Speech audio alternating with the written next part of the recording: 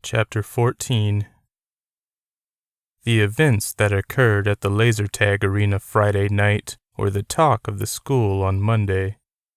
Jack Goldsmith and Leo Williams had suffered some kind of traumatic experience and had been taken to the hospital.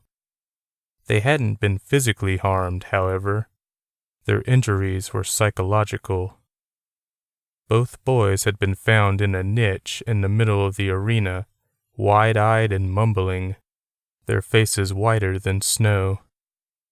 The facility's employees had to call the cops and an ambulance just to coax the boys out of the hiding spot. They didn't speak of what had frightened them so, but Jordan had a suspicion. As he walked into history class, he noticed Connor sitting alone in a corner desk, looking out the window. Jordan took the desk next to him. Connor hadn't said a word all weekend. They had left the arena before Jack and Leo were discovered missing, and Jordan hadn't even found out until this morning. It didn't take a genius to connect Connor's strange behavior to the bully's attack. When Jordan sat down, he got a horrible feeling that stole the breath from his lungs. It felt almost like terror, though he couldn't explain the source. He wasn't terrified, but he recognized the sensation, and it had started the very moment he sat down next to Connor. "What's up with you?" Jordan asked. "Nothing," Connor replied. "What's up with you?" "This is the first time you've talked since Friday. Congratulations." "What's my prize?" Connor asked. "Me not telling Dad you had something to do with what happened to those boys?" Connor finally looked at him. "What are you talking about?" "I couldn't find you that night after we got separated, and when I finally did find you, your vest was unbuckled, like you'd taken it off or something." "And?" "So, it's just a coincidence that the guys who picked on us just happened to be attacked?" "The world is full of coincidences." A silent moment passed before Jordan asked, "What did you do to them?" Connor stared at his cousin for a long moment as the class continued to file in. Finally, he said, "I just scared them a little. They deserved it." "Why do you think that?" Connor scoffed. "Do you know what they were planning to do to us? They were waiting to beat us up." Jordan let that go. He was focused on something Connor had said earlier. "How did you scare them that badly?" Connor grinned. "That's for me to know and you to find out." "All right, people," Mr. Locke, their teacher, called from the front of the class. "Settle down and let's get today started." The students settled into their seats. A boy sat at the desk Jordan usually used, so Jordan stayed where he was. He'd never sat next to the window before and found it somewhat pleasant, despite the feeling he got from his cousin. "I hope everyone finished their essays on the Renaissance," Mr. Locke went on, "because they are due today." Jordan didn't care much for his history teacher. Mr. Locke was very loud and a little too energetic for his own good. The man was in his 50s, at least, and had this brash demeanor that appealed to some and annoyed others. Jordan obviously was in the latter camp. So was Connor. Mr. Locke started talking again as Jordan got to his feet, his folder with the essay in his hands. Without a word, Connor handed him his own folder. Jordan grabbed it and said, "Yes, sir. I'll dance for you and I'll sing for you, too." He did a little jig, much to his cousin's delight. A moment later, Jordan returned with Connor's folder. "You asshole, sending me up there with an empty folder." Connor started at that, as if jolted by an electric shock. He reached into his backpack and pulled out a battered essay that had, apparently, fallen out of the folder.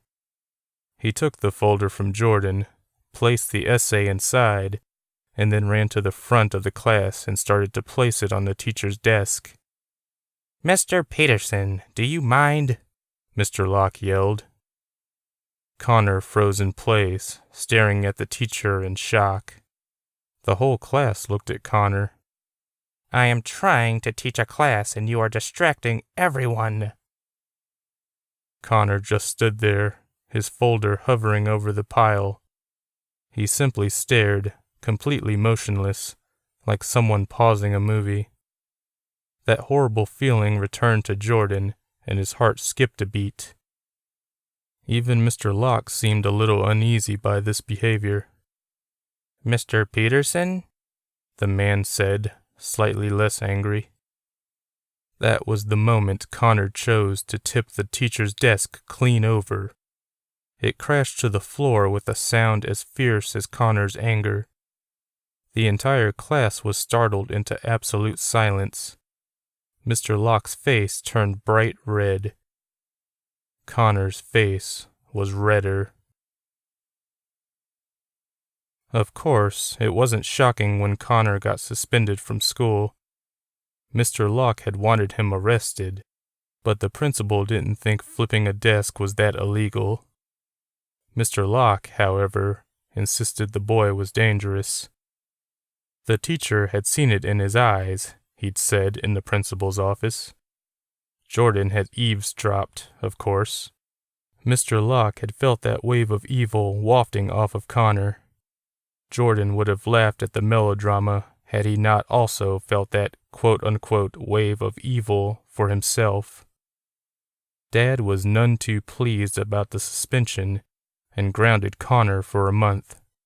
That meant no TV, video games, or hanging out with friends. Surprisingly, Connor didn't argue. Jordan had to face a barrage of questions from his classmates in the days following the incident. Was Connor on drugs? Was he taking steroids? How did he flip that heavy desk over like that? Did he have a girlfriend? That last one came from a girl notorious for getting into abusive relationships, though one person in particular showed a surprising amount of interest. "How's he doing?" Travis asked Jordan during lunch. Okay, I guess."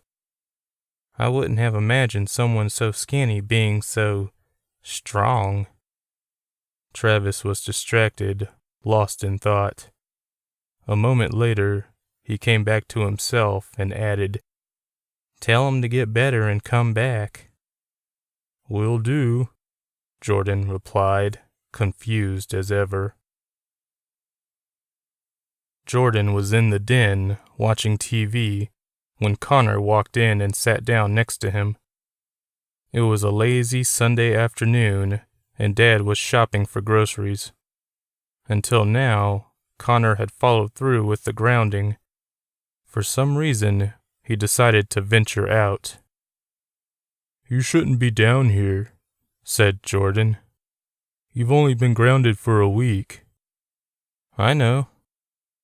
Jordan turned to the news just to spite his cousin. If there was one thing Connor hated, it was the news. "You would want to check up on your girlfriend," Connor teased. "Deidre Marshall is not my girlfriend." And then Jordan remembered something. "A lot of girls at school are suddenly attracted to you after that stunt you pulled. Want me to get you some numbers?" He nudged Connor with an elbow and raised an eyebrow. Connor frowned at him. "No thanks." A silent moment passed before he added, "You can get me some guys' numbers, though." That struck Jordan like a ton of bricks. "Are you saying what I think you're saying?" "That I'm gay? Yeah." "Since when?" Jordan felt his IQ drop the moment he asked. He truly was shocked. "Since forever," Connor replied, mercilessly reminding Jordan of his stupidity. I've been angry lately because I haven't been able to talk to anyone about this. Am I the first person you've told? No. Who else knows? Jordan found himself strangely offended. Connor sighed. Travis? Travis? Why would you tell? It suddenly made sense. Jordan thought back to the time he caught Travis and Connor in that classroom during lunch, alone, with Connor apparently upset. He even thought of how Travis and Erin's relationship had taken a nosedive. Had she found out about her boyfriend's sexual orientation? You and Travis were hooking up? He asked Connor. We were. Then he broke it off with me. That time in class. So you were crying. I was a little upset, yes. Connor grinned. I'm allowed to show emotions, aren't I? I wouldn't have thought of you as sensitive. Or human. You're funny. You should write for Johnny Carson. I really should, Jordan agreed, though he had no idea who Johnny Carson was. I should get back upstairs before the Fuhrer returns, Connor joked. He jogged out of the den and up the stairs to his room. Jordan could hear his footsteps directly overhead. Why didn't this house have any carpeting? Before he could ponder that question more, a news story came on, one that wholly caught his attention. It was about Jack Goldsmith. He was dead. Jordan didn't even notice when Dad returned. Jack had committed suicide, according to the story. He couldn't live with the horrors he kept seeing every time he closed his eyes, according to his distraught parents. Jordan? Dad called from the kitchen. Snapping out of his daze, Jordan quickly turned off the TV. Yeah, Dad? Dad had only wanted to know what he wanted for dinner, but Jordan had no appetite. He couldn't stop thinking about Jack. What did Connor do to that boy that was bad enough to drive him to suicide? And what about Leo? Was he in danger as well? Jordan made a mental note to visit him as soon as possible.